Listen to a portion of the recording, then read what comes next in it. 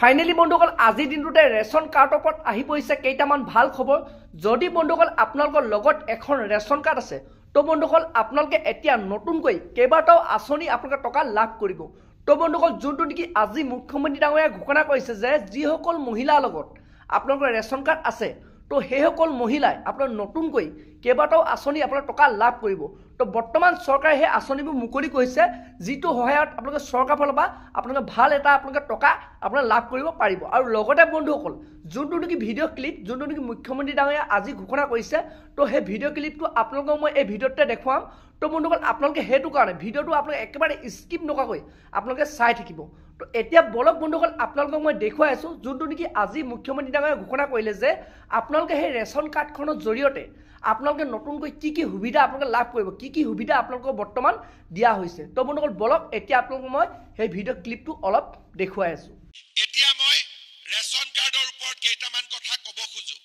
Ration কাৰ্ডখন পালে আমাৰ কি কি লাভ হয়। প্ৰথম এই মাহৰ 15 তাৰিখৰ পৰা 28 তাৰিখলৈকে আমি অৰুণোদয় আঁচনিৰ নতুন হিতাধিকাৰী নিৰ্বাচন কৰি আছো।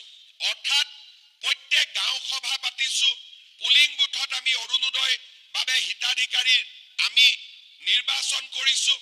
আৰু এইবাৰৰ নতুন নিয়ম মতে অৰুণোদয় আঁচনি পাবৰ কাৰণে আমাৰ ঘৰত এখন ৰেচন কাৰ্ড থাকিব লাগিব। এতিয়া আজি যিসকলে ৰেচন কাৰ্ড পালে তেওঁলোকে এতিয়া নিজৰ নাম অৰুণোদয় আঁচনিৰ বাবে গাঁও সভা তেওঁলোকে দিব পাৰিব।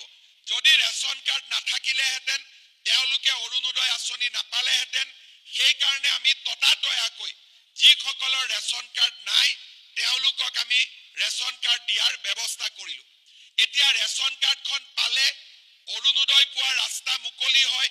লগতে ৰেচন কাৰ্ডখন পোৱাৰ লগে লগে প্ৰধানমন্ত্ৰীৰ আয়ুষ্মান ভাৰত, মুখ্যমন্ত্ৰীৰ আয়ুষ্মান অসম এই দুটা আঁচনিৰ জৰিয়তে আমি মেডিকেল কলেজ নাৰ্ছিং হোমত চিকিৎসাৰ বাবে বছৰি 5 লাখ টকালৈকে আমি বিনামূলীয়া চিকিৎসা পাব পাৰোঁ।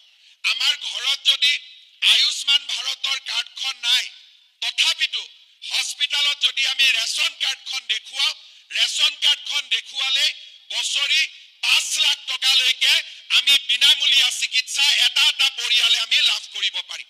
এতিয়া মই আৰু এটা কথা ক'ব খুজিছো, এইটো নতুন ৰেচন কাৰ্ডত প্ৰধানমন্ত্ৰী মোদী ডাঙৰীয়াই আমাক 5 কেজিকৈ বিনামূলীয়া চাউল দিয়ে। আমি প্ৰত্যেক মাহত আমি 5 কেজি চাউল বিনামূলীয়াকৈ পাম।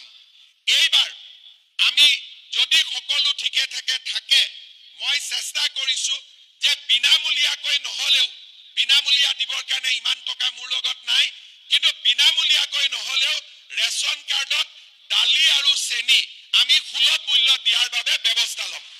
এতিয়া মই চিন্তা কৰি আছো যে ৰেচন কাৰ্ডৰ লগত কিমান লাভ হ'ল এটা এটাকৈ চিন্তা কৰক। প্ৰথম ৰেচন কাৰ্ড পালো, তাৰমানে 5 কেজি চাউল বিনামূলীয়া পালো। ৰেচন কাৰ্ড পালো, অৰুণোদয় পোৱাৰ বাবে যোগ্য হলো।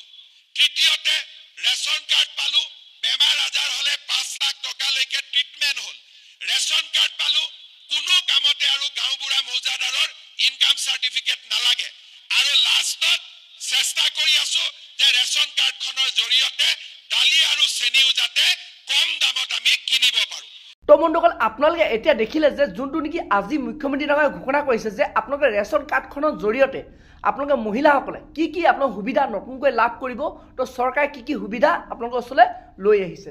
তো বন্ধুসকল আজি ভিডিঅ'টো ইমানেই আছিল। আপোনালোকে যদি এনেধৰণৰ আসাম গভৰ্ণমেণ্টৰ খবৰবোৰ লাভ কৰিব বিচাৰে চেনেলটো লাইক এটা কৰি থ'ব, পাৰিলে ছাবস্ক্ৰাইব এটা কৰিব, লগতে আপোনালোকে বেল আইকনটো অন কৰি থ'ব। তো যেতিয়া বন্ধুসকল এনেধৰণৰ খবৰবোৰ আহি থাকিব তো প্ৰথমে বন্ধুসকল আপোনালোকৰ মোবাইলত সেই ভিডিঅ'টো শ্ব' কৰিব।